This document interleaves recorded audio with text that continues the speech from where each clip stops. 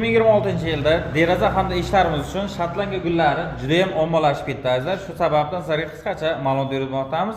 Mana bu seximizda ko'rishingiz mumkin, Shotlandiya gullarini juda ham chiroyli ravishda oynalariga taxlab berganmiz.